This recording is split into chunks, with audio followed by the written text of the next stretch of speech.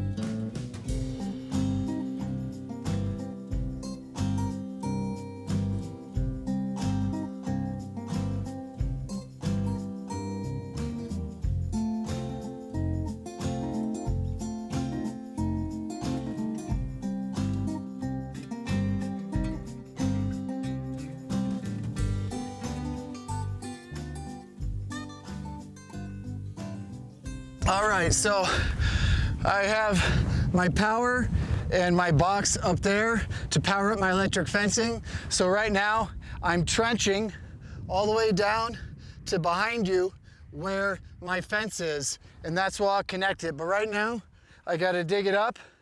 I'm gonna put my insulated electric wire down. I'm using some landscape staples to kind of hold it down and take it from there. I find it easier when we're using these pitchforks to first just kind of go in, just really whack, loosen it up, and then I'll draw it down to get a nice little tunnel down there. By doing this, you can leverage and wedge any roots or anything like that. Going down a few feet would be nice, but when all done here, this is gonna be a nice grass, so we really have no other reason to go deeper right here. Don't need to use a lot of staples. Maybe you don't need to use any at all, but sometimes it's just kind of nice to have it. That way that wire stays down for you. Scoop the dirt back on top. Create that mound, and then later on with your tractor or side-by-side drive over it, the dirt will settle. Not too far from the barn, I'm gonna go ahead and go with the plug-in approach. The unit itself is cheaper than solar, and but still gives off enough power to get to that 12,000 volts that I kind of require here on my ranch with it. So again, it's gonna go from the barn to my first pasture, and that'll be my first tie-in point. I had a lot of DMs about the type of fencing, why we use this fencing, what type of post, what type of animals are we keeping in with the fencing, do we use electric? So I wanted to explain today really what we utilize here at the ranch and our goals behind that. So what we have right here that we've been developing, and we have 10 different pastures we are actually creating of about 5 acres apiece with water systems in each pasture. That way we can rotationally graze the variety of animals in each pasture. Plus, that gives us the ability to regenerate the soil, utilize the animals to help rebuild everything and take it from there. So I would say there's a few key aspects that we looked at when making our decisions on what types of fencing we wanted to use. A, what type of animals do we have that we want to utilize in these pastures? B, what type of fencing itself? There's certain fencing made for certain types of animals, but there's also some all-around fencing that can work for multiple different types of species out there of livestock. We also needed to make the decision, do we want to use electric on there? What type of post to use? How high do we want it? So I'm gonna go over a couple things on what we chose to do throughout our process on our decision making with everything. First off, here at the ranch, we have multiple types of livestock. We got pigs, we got cattle, we got goats, we have sheep coming. We have our livestock guardian dogs, our great Colorado mountain dogs. We're gonna have turkeys, chickens, just anything out there at some point I think we're probably gonna invest in. So we wanna make sure we have an all-around type of fencing. And that's what we have here. So we went with the 4-foot high fencing on there. We actually got our fencing funded through a USDA grant, and they actually require that you don't go more than 4 feet tall. That way, nature and wildlife has the ability to still cross through your land, whether it be the elk, the deer, bear, mountain lions, whatever it may be on it. So we went with 4-foot fencing. We went with a universal style fence, and I'll get to which brand we went with later in the video and why on there. But we want to make it sturdy, so just in case animals like the cattle are leaning up on it, it's solid. Or if your goats have horns and they poke their head through, you don't want to hear them screaming all night and come out here and get them unhooked. You want them to be able to wiggle themselves back out so you have enough spacing in it with it. And we did go with the fixed knot as opposed to a welded. And there's a couple other options out there. Again, I'll kind of get to the details of the hard fence itself on why I went there. We did go with treated wooden post. These are 6-inch diameter. We went with 8 feet in length. That way we can get about 3 feet of the post in the ground and 5 feet sticking out. Of course, out here in the Rockies, you know, we're dealing with hard clay, shale. Sometimes we only get it in 2 feet, but it's such a hard ground, that's solid enough for us within there. So again, 6-inch diameter post, 8 foot tall, because we went with 4-foot fencing. And then when we ordered these posts, we had them cut down to a point as well. So that way I was able to rent a post pounder and drive them in. I went with heavy duty wooden post. We went, in my opinion, with the best of the best fencing out there. But when all said and done, I don't want any animals touching the fence or the post. So we also utilize electric. I'm utilizing this insulated electric wire.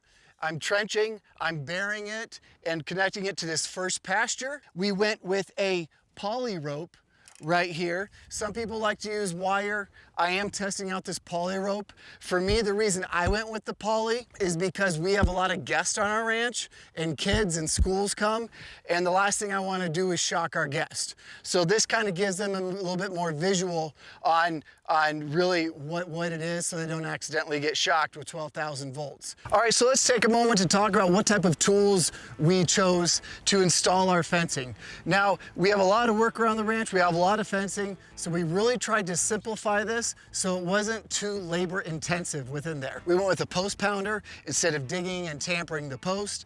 That helps save a lot of energy as well as time with it. We also, instead of using crimps and crimpers where you slide the wire through, you gotta pull, you gotta squeeze it down, we went with what you call the gripple product, okay? The cool thing about these gripples is that you can slide wire through and it won't pull back out. But it does have a quick little quick release hole, so you can get a key, pop it in there, and that way that makes these guys reusable. But a big question is, how do you tighten these guys? Well, you get this tool and you're able to kind of go right in with it and just squeeze it right down, and that's gonna take that cable or the end of the fencing and get it so it's nice and taut within there. Now, there's 2 types of gripples out there, or at least 2 types that I know of. There's your standard gripple where a wire comes in this side, a wire comes in this side, and then again, you use this tool and it tightens the fence. But what about for your end posts when you're wrapping around? Well, that's where the T-clips come into place, the T-gripple, okay? So what this is again, the end wire would poke right through here, but this right here has an area, so you take it like this over the fence and you clip it, and that way, when you wrap around the fencing, you're able to clip it on and get it right on there for it. Saves a lot of time. It's a lot easier to get a nice strong tension utilizing this tool on here. A big fan of the gripples.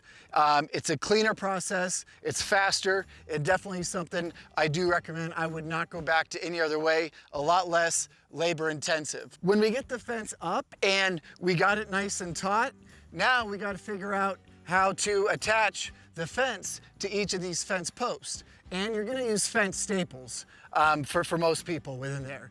Now, for years, I've taken the little staples and I'm hammering them and then they fling away. You hit your thumb. It's a pain in the butt. So I went ahead and made the investment. I did go with the Freeman. This is air compressor. So we're just walking down the line, just going pop, pop, pop, pop, pop. Next post, pop, pop, pop, pop. Huge time saver for the investment. I think you can get these guys between, decent ones between $300 and $500, but huge time saver for us with that. Now, there's one last thing. When we talk about these corner posts here, or you can also call H-braces, when it's coming down the line, you gotta make these things taut. I went 4 foot high because I did not want my fence to go higher than this, because that just means the cattle would go, or the horses, or any animal would go and maybe bend it. So I like to go flush with it so you don't see the fence rising above my cross post here. Now, down here, you're gonna see I have a wire going from the bottom here to the top right here.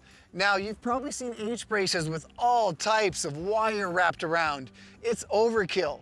It's not necessary. I had to rip out all that on our ranch and it was a pain in the butt.